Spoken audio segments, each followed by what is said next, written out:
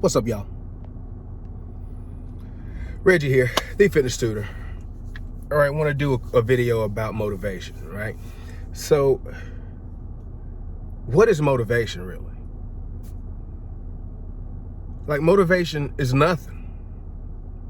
If you think about it, it's a mindset. It's like asking, how do you become brave? It's total mental, emotional.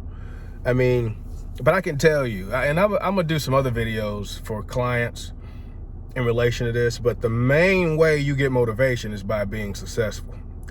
So if you can't put your mind already in that mindset of being successful, it's harder for you to have motivation to do whatever you need to do. Like for me and people like me, and I'm not a good self-starter. Like that's one of my flaws. Like I tend to procrastinate. But when it comes to this stuff, it's like I know so much about it.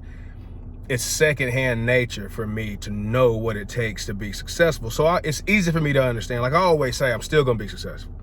I'm getting ready to eat some donuts tonight. I'm still gonna be successful. Just because I know and understand what's going on, and I know and understand the basic science as to how this stuff works. Most people don't, So there's still this doubt. They still don't really kind of understand. So my thing with clients and just people that I talk to in general is just helping people understand how to put themselves into a position where they can understand a little bit about what's going on, because understanding is how you build motivation. You understand what goes on. Like, again, if your doctor told you you need to do X, Y, Z, or you might die any day, I bet you your motivation is going to instantly change because you understand something new now.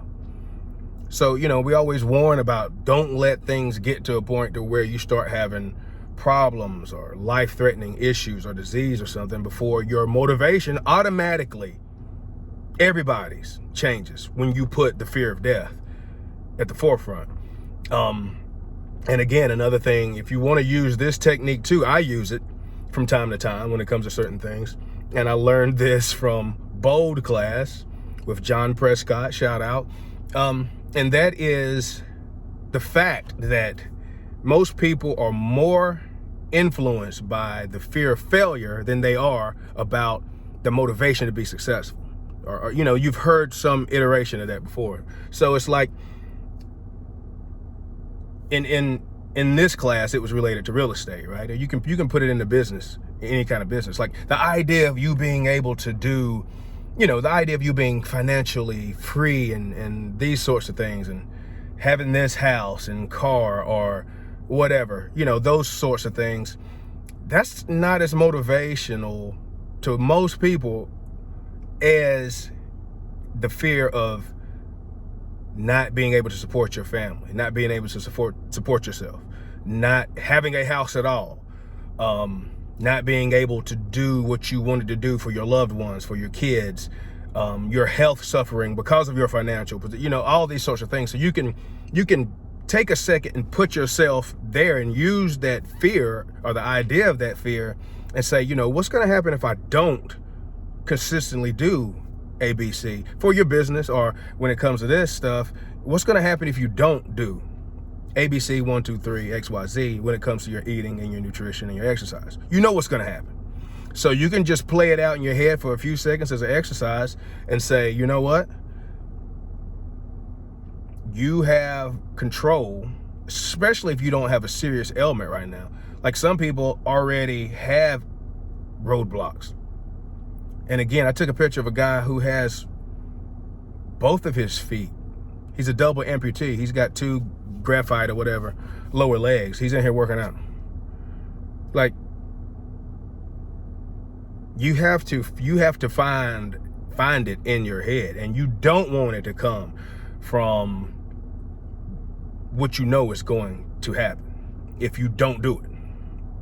But if you want to use that as motivation, you can use that too. So that's a little trick too. Put yourself into the mindset. And I'm using this a little bit lately here when it comes to business and other stuff. It's like, and my thing is I tend to procrastinate until I'm forced to do it. And other people talk about this too. So you give yourself small goals. You succeed at those goals. So when it comes to this stuff, as far as I'm concerned, you should have 5 to 10 wins every day, small wins, small successes, and you build on that. Like, you don't, and some of the critics out there when it comes to certain things in the industry, you know, they don't want you to be successful, so they tell you that doing stuff like counting calories or counting macros or this, that, and the third is like obsessive. But it's only because they're full of crap and they don't want you to be successful doing something besides what they're yelling and selling and telling and their bull crap. Dr. Fun, Dr. Fun. Sorry. But give yourself small goals. You don't have to obsess over things, but when you get up in the morning, you need to be thinking about these things that you need to do during the day. And every time you eat, it is a success for you to win. It's a chance for you to be successful. It's a chance for you to win a small goal. You don't have to eat chicken, breast, and broccoli for every meal. But if you don't plan, if you don't make things, if you don't take the time to create meals, or if you're financially capable, select good meals that are lean, et cetera, you can win at these things. But you don't have to, it don't have to be boring and too monotonous, but you have to plan. The less you plan, the more boring your stuff is going to be.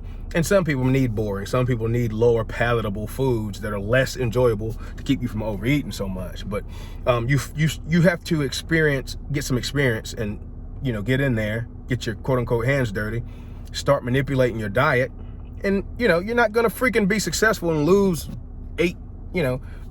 20 pounds the first week or something. You know. That's why I'm kind of doing a long-term thing for people right now. So, but give yourself small goals so you can be successful. You should be successful 5-10 times a day. All right? You took a 5-minute walk after you ate. You took another 5-minute walk later. That's two successes right there. You didn't eat the crap you usually eat.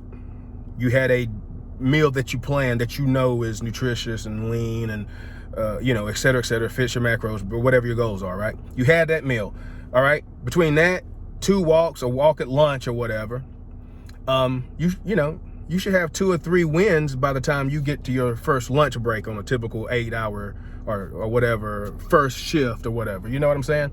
But you set it up like that, and then you become more and more successful, and you start doing it. And then that builds your motivation because you are successful. You become successful, and that builds more motivation. Some people are just gonna fall into that mindset for various reasons: personality, past experiences in life that may not even be related to health and fitness. Who knows what, right? All sorts of things. For some people, they're just gonna be 100%. And again, my folks in sales or whatever know this, like, right?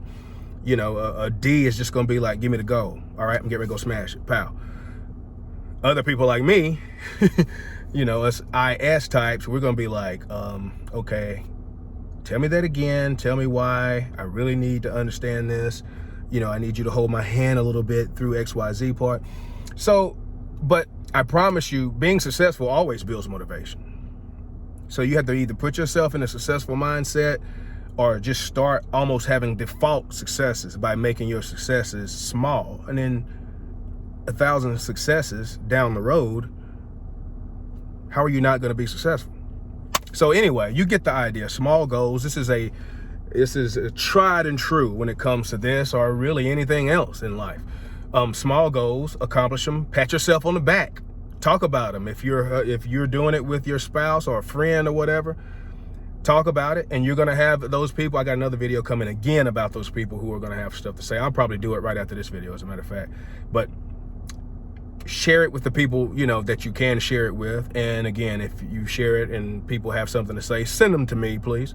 But pat yourself on the back if nobody else is going to pat you on the back. Feel good about your success. Take it to the next, the next day, the next hour, the next day, whatever. And, you know, don't obsess over this stuff. Just do it. And it's going to happen. But you have to be consistent. All right, and you be consistent by having small successes that keep you motivated. Love, peace, bacon, grease, and donut yeast. But to the least, stop the madness, please. Get ready to go into the gym. See y'all later.